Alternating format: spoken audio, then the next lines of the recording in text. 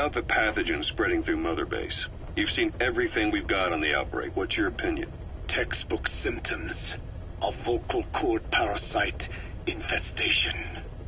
And judging from this casualty list, it is the Kikongo strain, meaning a breed of parasite that triggers symptoms upon detecting pronunciation specific to Kikongo.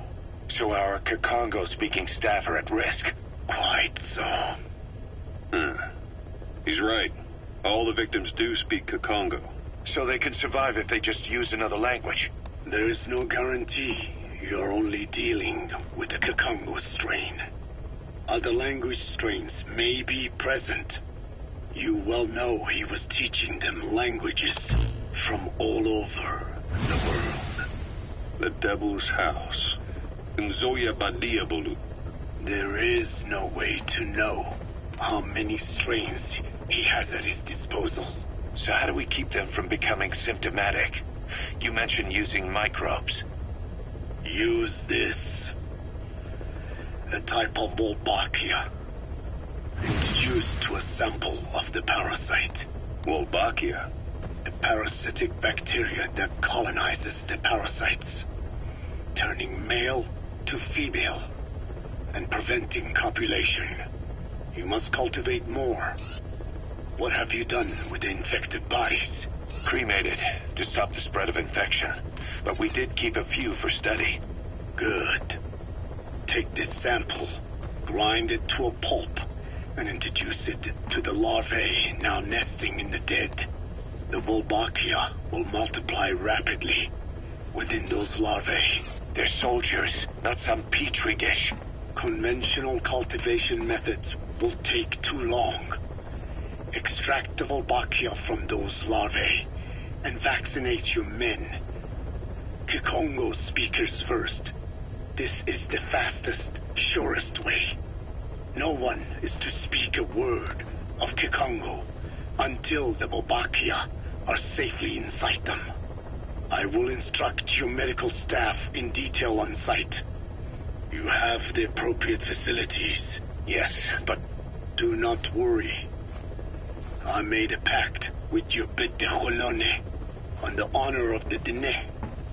I speak no lies. Keep an eye on him. Will do. Follow me. I'll take you to the medical team. Now, we must wait for the Wolbachia to multiply in the larvae. How is the disease transmitted? If it's carried by insects or rodents, then... There is no intermediate host. So... The vocal cord parasites lay their eggs in the larynx of the host. Most hatch and migrate to the lungs, but some are transported to the mouth through ciliary movement, mixing in with saliva. Saliva. Droplet transmission. Sneezing, coughing. Any food or water containing infected saliva. It would spread fast. Indeed.